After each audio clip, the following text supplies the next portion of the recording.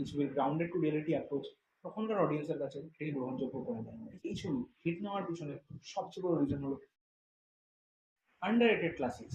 Social মিডিয়ার যুগে আমরা অনেক সময় পুরনো সিনেমা দেখি, এর মধ্যে বেশ কিছু ছবি দেখে আমাদের ভাল লাগে, কিন্তু অনেক ক্ষেত্রে আমরা এটা শুনে আশ্চর্য হই যে আমাদের এই পছন্দের সিনেমা হয়তো বক্স অফিসে সেরকম ব্যবসা করেনি। আফটারঅল ক্রিটিক্সরা যতই প্রশংসা করুক, সিনেমা তৈরিটা একমাত্র দর্শকদের জন্য।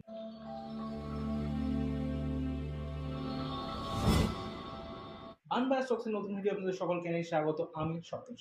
সো আজ আমরা বলিউডের এমন কিছু সিনেমার কথা বলবো যেগুলো রিলিজ হওয়ার সময় হয়তো হিট হয়নি, পরবর্তীকালে দর্শকদের বেশ প্রশংসা পেয়েছে। লিস্টের ব্যাপারে কয়েকটা কথা বলে রাখি। এখানে যে 5টা সিনেমার কথা বলা হয়েছে সেই সবকটা সিনেমাই 1990 পরে রিলিজ হয়েছে।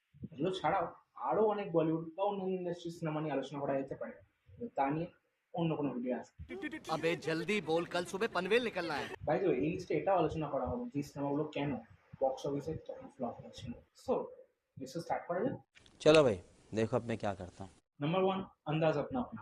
পারহ্যাপস আমার সবচেয়ে পছন্দের ইন্ডিয়ান কমেডি সিনেমাগুলোর মধ্যে একটা হলো আন্দাজ আপনা আপনা। ক্রাইম মাস্টার গোগো, তেজা, मैं हूं, मार किधर है, दो दोस्त एक प्याले में चाय पियेंगे, এরকম বহু ডায়লগের কথা মনে পড়ে যায় আন্দাজ আপনা আপনার কথা ভাবলে।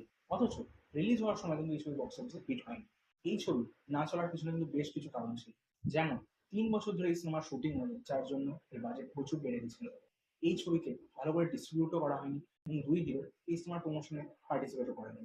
এছাড়া আরেক মাল্টি স্টারার ছবি সুহাগের সঙ্গে এটি বক্স অফিসে ক্ল্যাশ করে, যার জন্যই হয়তো এই সিনেমা বক্স অফিসে ফ্লপ করে। তারপরে এই ছবি দর্শকদের কাছে একটা কাল্ট ফলোইং নেয়। আইএমডিবিতে এই সিনেমা রেটিং 8/10। নাম্বার 2, স্বদেশ।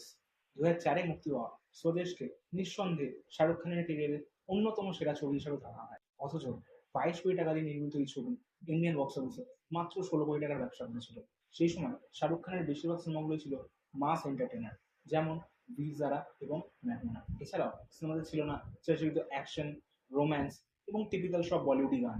স্বদেশে একটা স্যাটেল রোম্যান্স ছিল, তার সাথে ছিল সোশ্যাল ইস্যু। এছাড়া এই ছবির প্রি রিলিজ বাস বেশ কম ছিল এবং এই ছবি মূলত এনআরআই অডিয়েন্সকে টার্গেট করে তৈরি করা হয়েছিল। সবকিছু মিলিয়ে এটা হয়তো একটা টিপিক্যাল এসআরকে ছবি ছিল না, সেই জন্যই হয়তো দর্শকরা সেই সময় ছবিটিকে নেয়নি। লিস্টে আগে এগোনোর আগে যারা এখনো অব্দি ভিডিওটি দেখছেন তাদের উদ্দেশ্যে বলছি, নিশ্চয়ই আপনাদের ভিডিওটা ভালো লাগছে। এই ভালো লাগাটা ইউটিউবকে আপভোট করে আর কমেন্ট করে জানিয়ে দিন। আর যারা প্রথমবার আমাদের চ্যানেলটিকে দেখছেন সাবস্ক্রাইব করে নিন এবং আরও ভালো ভালো কন্টেন্ট খুব শীঘ্রই আপনারা দেখতে পাবেন। নাম্বার 3, নয়না তেরে দিল মে। শয়তান রিলিজ হওয়ার সময় অনেকেই বলেছে আর এই স্টেডিয়ামের সেই ম্যাডি আর আজকের মাধবনের মধ্যে ট্রানজিশনটা জাস্ট অনবদ্য।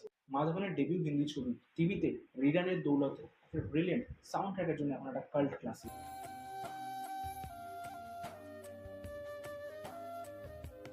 सच कह रहा है दीवाना, दिल दिल ना किसी से लगाना। ডেবিউ ডিরেক্টর, ডেবিউ হিরোইন এবং ডেবিউ হিরোর জন্যই হয়তো এই ছবিটি বক্স অফিসে সেরকম বাজ ক্রিয়েট করতে পারে।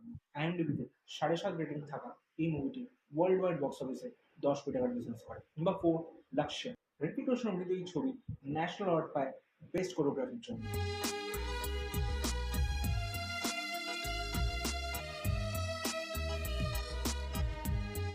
এই ছবি ট্রেলার দেখে হয়তো অনেকেই ভেবেছিলেন যেটা কোনো রোম্যান্টিক জনারের ছবি হবে। এই ছবির গ্রাউন্ডেড টু রিয়েলিটি অ্যাপ্রোচ তখনকার অডিয়েন্সের কাছে এটি গ্রহণযোগ্য করে দেয়। এছাড়া অনেকেই মনে করেন যে এই ছবির স্টোরি লাইন বেশ স্লো এবং এই ছবির সাউন্ড ট্র্যাকও বড্ড আন্ডাররেটেড। আইএমডিবিতে 7.8 রেটিং থাকা এই ছবিটি 2004 সালে ইন্ডিয়ান বক্স অফিসে নেট 23.56 কোটি টাকার ব্যবসা করে। নাম্বার 5, দিল সে। টেরার ট্রাইলজির শেষ ছবি দিল সে শাহরুখ খানের ক্যারিয়ারের অন্যতম সেরা attempt. By the way, terror ট্রাইলজি নিয়ে একটা ভিডিও বানানোর ইচ্ছা আছে, যদি আপনারা কমেন্ট করেন এবং ভালোবাসা দেন নিশ্চয়ই সেটা নিয়ে একটা ভিডিও আসবে। ছবির গান दिल से रे